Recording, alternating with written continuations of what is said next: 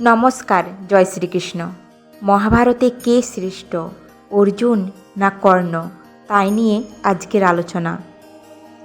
চলুন তার আগে মহাভারতের একটি অংশ তুলে ধরা যাক। যেদিন অর্জুন বধ করেছেন কর্ণকে, পাণ্ডব শিবিরে বইছে খুশির হাওয়া। তাদের অন্যতম প্রধান শত্রু আজ নিহত। সেই রাত্রিতে পাণ্ডব শিবিরে একটি বিশেষ কক্ষে শ্রীকৃষ্ণ এবং অর্জুনের একান্তে আলাপ পরিচিতা হচ্ছে। অর্জুন সেই মুহূর্তে আনন্দে মাতোয়ারা, উল্লাসে মত্ত। অর্জুন শ্রীকৃষ্ণকে বললেন, সখা, ত্রিভুবনে আজ আমার সমকক্ষ কেউ নেই। কর্ণ সবসময় নিজেকে আমার সমান তীরন্দাজ মনে করত, কিন্তু আমার সমকক্ষ হওয়ার দূরের থাক, ও তো আমার পায়ের ধুলারও যোগ্য নয়। তুমি তো কর্ণের বীরত্বের প্রশংসায় পঞ্চমুখ ছিলে, কিন্তু মুখোমুখি যুদ্ধে ফল কি হলো? আমার সামনে কর্ণের প্রতিরোধ খড়কুটোর মতোই উড়ে গেল। স্মিত হাসলেন শ্রীকৃষ্ণ। অর্জুন বলে চললেন, কর্ণ কোথায় কোথায় তার বীরত্বের বড়াই করত, কিন্তু আজ সুতপুত্রের সব দর্প আমি চূর্ণ করে দিয়েছি। শ্রীকৃষ্ণ তখনও মৌন। অর্জুন বিস্মিত হলেন, জিজ্ঞাসুভাবে বললেন, কি ব্যাপার সখা, তুমি আজ নিশ্চুপ কেন? তুমি কি আজ আমার বীরত্বের পরিচয় পাওনি? ভেবে দেখো, লড়াইয়ের সময় আমার এক বাণে কর্ণের রথ 10 পা পিছিয়ে যাচ্ছিল। 10 পা, আর সেখানে কর্ণের এক বাণে আমার রথ মাত্র 2 পা পিছনে যাচ্ছিল। এখানেই তো বোঝা যায় যে অর্জুনই শ্রেষ্ঠ। না, দৃঢ় কণ্ঠে জবাব দিলেন শ্রীকৃষ্ণ। কর্ণকে তুমি হারিয়েছ, এর মানে এই নয় যে কর্ণ একজন শ্রেষ্ঠা যোদ্ধা ছিল না। ভুরু কুঁচকে গেল অর্জুনের। কি বলতে চাও তুমি কেশব?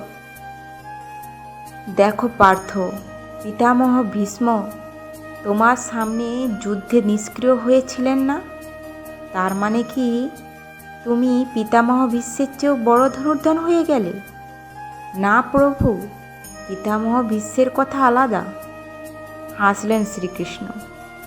হে পার্থ, তুমি আমার প্রিয় বন্ধু, পরম সুহৃদ। এই পৃথিবীতে আর কেউ না জানুক, তুমি তো জানো আমি কে। তোমার কাছে তো আমি কিছুই লুকাইনি, এমনকি নিজের দিব্য রূপও দেখিয়েছি তোমাকে। করজোড়ে আনত মুখে বললেন অর্জুন, হে প্রভু, আমি জানি তুমি কে। তুমি স্বয়ং নারায়ণ, জগৎ প্রতিপালক। তাহলে ভেবে দেখো অর্জুন, তোমার রথের উপর যেখানে স্বয়ং আমি বসে আছি, ত্রিলোকের ভার নিয়ে সেই রথকে কি কেউ বিন্দু মাত্র পিছনে হটাতে পারে? এবারে তুমি নির্ণয় করো পার্থ, কার বাণে অধিক শক্তি ছিল? খানিকটা ভাবনায় পড়লেন অর্জুন। এভাবে তো তিনি ভেবে দেখেননি। বলে চললেন শ্রীকৃষ্ণ, তাছাড়া তুমি কর্ণকে হারাওনি অর্জুন, কর্ণকে হারিয়েছে তার কর্মফল। মানে?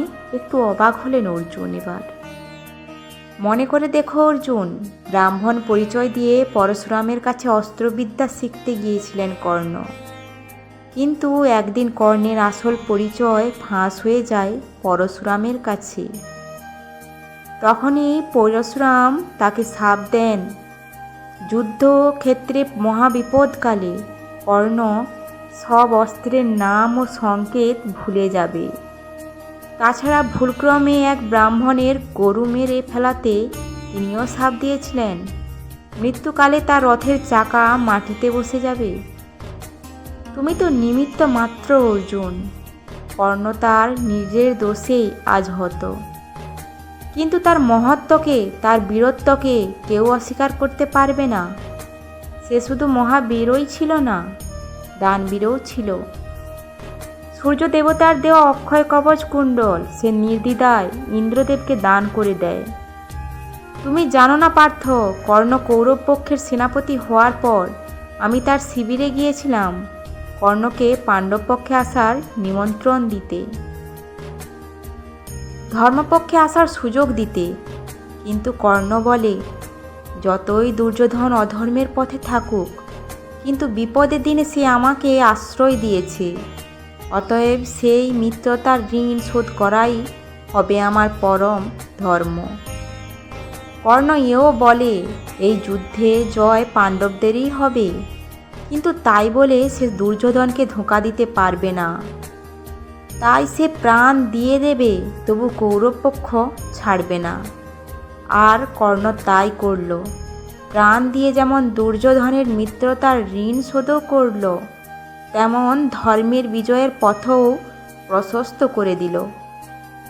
হে পার্থ, যদি কোনোদিন কর্ণের জীবনের পূর্ণ কথা জানার সুযোগ পাও, তাহলে তুমি মাটিতে শুয়ে ওকে প্রণাম করবে। ভুল বুঝতে পারলেন অর্জুন। নিস্তব্ধে কক্ষ ত্যাগ করলেন তিনি। এবার আসি আসল কথায়। মহাভারতের শ্রেষ্ঠ যোদ্ধা কে ছিলেন? মহাভারতে অনেক যোদ্ধা ছিলেন। বিভিন্ন যোদ্ধা বিভিন্ন ব্যক্তির দৃষ্টিতে মহাভারতের সেরা যোদ্ধা হতে পারেন। কেউ বলবেন অর্জুন সেরা যোদ্ধা ছিল, আবার কেউ বলবেন কর্ণ সেরা যোদ্ধা ছিল, আবার কেউ কেউ পিতামহ ভীষ্মকেও বড় যোদ্ধা মনে করেন। নানা প্রকারে নানা দৃষ্টিভঙ্গি হয়ে থাকতে পারে। তবে মহাভারতের শ্রেষ্ঠ যোদ্ধা হলেন সূর্যপুত্র কর্ণ। তার এই শ্রেষ্ঠতার পেছনে কিছু কারণ রয়েছে। প্রথমত, মহাভারতে অর্জুন সম্পূর্ণরূপে কৃষ্ণের উপর নির্ভরশীল ছিল, কিন্তু কৌরবপক্ষের দুর্যোধন সম্পূর্ণরূপে কর্ণের উপর নির্ভরশীল ছিলেন। দ্বিতীয়ত, আচার্য দ্রোণ কৌরবদের এবং পাণ্ডবদের সম্পূর্ণরূপে শিক্ষা দিয়েছিলেন, কিন্তু তিনি কর্ণকে শিক্ষা দেননি। এই জন্য কর্ণ ছলনা করে পরশুরামের কাছ থেকে শিক্ষা নিয়েছিলেন। এর থেকেই বোঝা যাচ্ছে যে কর্ণ যদি অর্জুনের মতো যোগ্য না হতো, তাহলে তিনি কর্ণকে শিক্ষা দিতেন না। ভগবান ইন্দ্র কর্ণের বর্ম এবং কুণ্ডল প্রতারণামূলকভাবে দখল করা সত্ত্বেও কর্ণ একজন বীর যোদ্ধার মতো যুদ্ধ করেছিলেন। চতুর্থত, তার কাছে পরশুরামের দেওয়া শিবের বিজয় ধনুক ছিল। যদি কর্ণ মারা যাওয়ার সময় তার হাতে সেই ধনুকটি থাকত, তাহলে তাকে হত্যা করা যেত না। পঞ্চমত, কর্ণ ছিলেন দুর্যোধনের একজন সত্যিকারের বন্ধু এবং এর পাশাপাশি সবথেকে বড় দাতাও ছিলেন। ষষ্ঠত, কর্ণ একাই জরাসন্ধকে পরাজিত করেছিলেন। অন্যদিকে ভীম শ্রীকৃষ্ণের সহায়তা নিয়ে প্রতারণা করে জরাসন্ধকে হত্যা করেছিলেন। সপ্তমত, রাজা ভগদত্তকে অর্জুন পরাজিত করতে পারেননি, কিন্তু কর্ণের কাছে তিনি পরাজয় স্বীকার করেন। অষ্টম, কর্ণ তার মাতা কুন্তিকে প্রতিশ্রুতি দিয়েছিলেন যে তিনি অর্জুনকে ছাড়া তার অন্য কোনো পুত্রকে হত্যা করবেন না। এই জন্য বাকি 4 পাণ্ডব বারবার কর্ণের মুখোমুখি হওয়া সত্ত্বেও তিনি তাদের হত্যা করেননি। নবমত, অশ্বসেন নামক এক সর্প অর্জুনকে ধ্বংস করার প্রতিশোধ নিলে কর্ণ তাকে হত্যা করতে বারণ করেন। দশম, কর্ণ বীরযোদ্ধা হওয়ার কারণে তাকে ধনুকবিহীন করে অসহায়ভাবে হত্যা করা হয়। একাদশ, মহাভারতের যুদ্ধে কর্ণের তীরে যখন অর্জুনের রথ কিছুটা পিছিয়ে যায়, তখন কৃষ্ণ তাকে প্রশংসা করেন। তখন অর্জুন কৃষ্ণকে বলেছিলেন যে, যখন আমার তীরে কর্ণের রথ কয়েক গজ পিছিয়ে যায়, তখন তো আপনি আমার প্রশংসা করেননি, আর তার তীরে আমার রথ কয়েক ইঞ্চি পিছিয়ে যেতেই তার প্রশংসা করেছেন। কৃষ্ণ এর উত্তরে বলেছিলেন, কর্ণের রথে যিনি সারথি আছেন তিনি হলেন একজন মানুষ। এবং তোমার রথে স্বয়ং শ্রীকৃষ্ণ এবং হনুমান বসে আছি। তারপরেও কর্ণ আমাদের রথটিকে ধনুর্বিদ্যার সাহায্যে পিছনে ঠেলে দিল। এবার আপনারাই বলুন, কর্ণ ও অর্জুনের মধ্যে কে শ্রেষ্ঠ? অর্জুনের থেকে কর্ণ মহাভারতে সবচেয়ে বড় যোদ্ধা ছিল। এই কারণগুলি দেখলেই বোঝা যায়।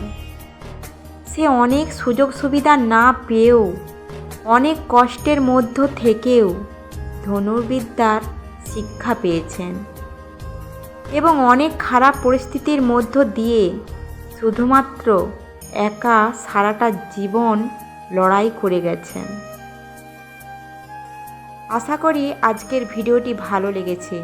ভালো লাগলে অবশ্যই লাইক এবং কমেন্ট করে জানাতে ভুলবেন না এবং নিয়মিত এরকম তথ্য পাওয়ার জন্য এই চ্যানেলটি সাবস্ক্রাইব করে রাখুন। ধন্যবাদ। জয় শ্রীকৃষ্ণ।